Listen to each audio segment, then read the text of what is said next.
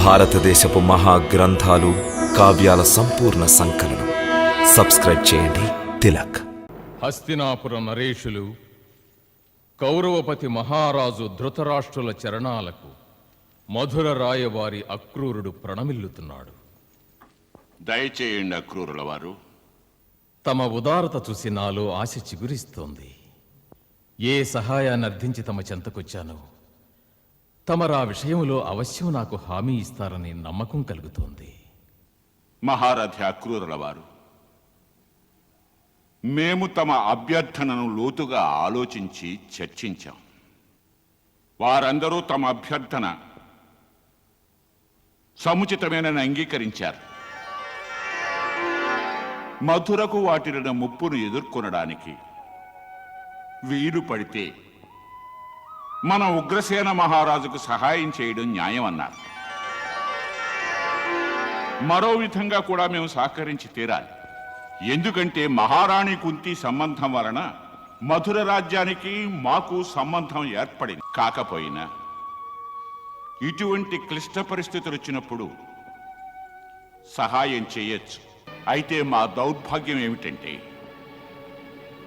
నేడు తమకు సహకరించుటకు వీలు పడ్డం లేదు. ఎందుకంటే మధుర రాజ్యంలాగే హస్తినాపురానికి కూడా ఒక సంకట స్థితి వచ్చింది.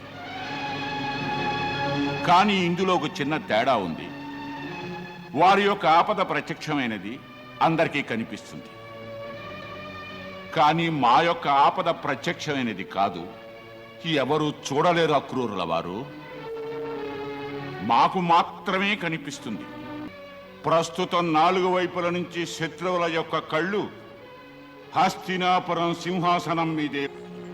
ఎందుకంటే ప్రతి ఒక్కరికి తెలుసు, రాజు అంతుడు, తన వారసులందరూ చిన్న బాలురని. ఇటువంటి పరిస్థితిలో ఏ సమయంలోనైనా శత్రువు మాపై దాడి చెయ్యొచ్చు. అందువల్ల మేము మధురకు సహాయానికి మా సైన్యాన్ని పంపితే దాని అర్థం స్వయంగా మృత్యువుని మేము ఆహ్వానించినట్టే. అందువల్ల మధురను రక్షించడం కోసం మేము హస్తినాపురాన్ని ఆపదల్లోకి నెట్టలేము.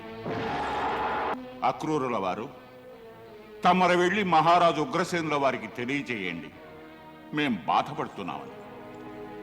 ఈ సమయంలో మేం వారికి సహాయం చెయ్యలేమని. తమరి సహృదయానికి మా మహారాజుల తరఫున నేను ధన్యవాదాలు తెలుపుకుంటున్నాను. మహారాజా, వెళ్ళడానికి ముందు నాకు తమరు అనుజ్ఞనిచ్చినట్టయితే తమకొక సందేశాన్ని విన్నవించవలసి ఉంది. ఆ సందేశాన్ని తమకు శ్రీకృష్ణుల వారు పంపించారు. ఏమిటి? శ్రీకృష్ణుల వారు మాకు సందేశం పంపించారా? అవును మహారాజా. మహద్భాగ్యం. వారేమన్నారంటే, ఓ విచిత్ర వీర్యనందన ధృతరాష్ట్ర, తమ సోదరుడు పాండురాజు పరలోకవాసుడైనందున తమరి రాజ్యసింహాసన భారాన్ని స్వీకరించారు. కనుక ఇప్పుడు తమ కర్తవ్యం కురువంశపు కీర్తి ప్రతిష్టలను ఇనుముడింపజేయడం. తమరు ధర్మానుసారంగా పృథ్వీ పాలన చెయ్యాలి. తమ అన్ని కార్యాలు ప్రజానురంజకంగా ఉండాలి. తమరు సర్వదా స్వజనుల యందు సమాన దృష్టితో వ్యవహరించాలి. అలా చేయడం వల్ల తమకి ఈ లోకంలో యశస్సు, పరలోకంలో స్వర్గగతి ప్రాప్తిస్తుంది. తమరిందుకు భిన్నంగా వ్యవహరిస్తే ఈ లోకంలో అపకీర్తి పాలవడం తథ్యం. మరణించిన తరువాత తమకు నరకం ప్రాప్తిస్తుంది. ఒకటి గుర్తుంచుకోండి, ఈ లోకంలో ఎన్నడూ ఒకరితో ఒకరు శాశ్వతంగా ఉండరు. ఎవరితో ఎంత అనుబంధం ఉన్నా వారి నుంచి ఒకనాటికి విడిపోక తప్పదు. చివరికి ఈ శరీరము మన వెంట రాదు. జీవి ఏకాకిగానే పుడతాడు, ఏకాకిగానే మరణిస్తాడు. ఆ ప్రకారమే తను చేసుకున్న పాప పుణ్యాల యొక్క ఫలాన్ని ఏకాకిగానే అనుభవిస్తాడు. మూర్ఖజీవి ఎవరినో తన వారనుకుని వారి కోసం అధర్మాలు చేసి ఎంతో పాటుపడతాడు. కడకా పుత్రులు, ధనం, అతని యొక్క ప్రాణం సహితం అతన్ని త్యజించి ఏకాకిని చేసి దూరం అవుతాయి. ఆ పైన పాపాల మూటను తన శిరసుపై ఉంచుకుని ఏకాకిగానే నరకానికి వెళ్ళిపోతాడు. కనుక తమ మనసును అదుపులో ఉంచండి. తమరు మమతావేశాలకు లొంగి ఎవరి దగ్గర పక్షపాతం చూపకండి. తమరు జ్ఞానులు, సమర్థులు కనుక సమానత్వాన్ని పాటించండి. తమరు ఆత్మజ్ఞానం వల్ల ఈ లోకములో సుఖశాంతులతో వర్ధిల్లండి. అప్పుడు తమకు మేలు కలుగుతుంది మహారాజా. భగవానులు శ్రీకృష్ణులు మా శ్రేయస్సు కోరే ఈ సందేశాన్ని పంపించారు. అందుకు వారికి మా నమస్కారాలు తెలియచేయండి. కనుక వారికి తెలియచేయండి, ఇప్పుడు జరుగుతున్నది, జరగబోతున్నది సర్వం వారి ఇచ్ఛ మీదే జరుగుతున్నదని. ఇక వారు ఏ మానవుని మీదో నెట్టడం దేనికి? చూశారా క్రూరుల వారు, మనిషి యొక్క అహంకారం ఎంత ప్రబలమైనదో.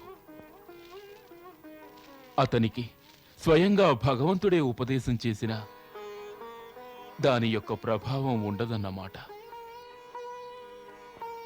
వాస్తవానికి ఈ అహంకారమే మనిషికి మిక్కిలి గొప్ప శత్రువు.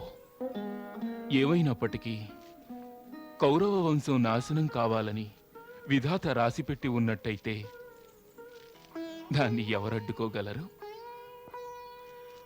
అందుకే అలా ప్రవర్తిస్తున్నారు. కానీ ఇప్పుడు పాపం ఆ కలుషిత వాతావరణంలో చిక్కుకున్న మా భక్తులు ఒకరక్కడ సతమతమవుతున్నారు. విదురుడు తరచూ మాకు జ్ఞప్తికి వస్తూ ఉంటారు. వారి పట్ల జాలి కలుగుతోంది. వారు కేవలం ఒక చిన్న తప్పు జరగటం వలన ఆ పాపకోపంలో చిక్కుబడిపోయారు. చెప్పండి అక్రూరుల వారు, అక్కడ మా ప్రియ విదురుల పరిస్థితి ఏమిటి? పరంధామ, వారు తమ పరమ భక్తులు. రాజకీయాల కన్నా అధికంగా వారి ధ్యానం తమ శ్రీచరణాలపైనే ఉంటుంది. వారు మా గురించి ఏమైనా అడిగారా? ఈ విధంగా విన్నవించారు. నా విన్నపం వారికి తెలియచేయండి. నా వంటి దీనభక్తుని ఎప్పటికీ మరోవలదని, కర్తవ్యమనే ముళ్లతో నిండిన బాటలో నేను సాగుతున్నానని, నాకెల్లప్పుడూ వారు మార్గదర్శకులు కావాలని. ఈ భక్తుడు వారి శరణాగతుడని తెలియచేయండి. వారికి కేవలం తమను దర్శించాలన్న లాలస మాత్రమే మిగిలిందట. ఆ విషయాన్ని విన్నవిస్తుండగా వారి కంఠం రుద్ధమైంది. ఆ భావావేశములో వారి నేత్రాల నుండి పదే పదే అశ్రుబిందువులు రాలాయి. వారు తమను దర్శించాలని మహా కుతూహలంతో ఉన్నారు పరంధామ. మేము వారికంటే ఎక్కువ కుతూహలంతో ఉన్నాం. మా ధర్మరాజును దర్శించుకోవాలని. ధర్మరాజా? తమరు వారిని ధర్మరాజుని సంబోధిస్తున్నారా? ఆ, వారు ధర్మరాజు యొక్క అవతారమే. మహాశయ, తమరీ రహస్యాన్ని దయచేసి వివరించి చెప్తారా?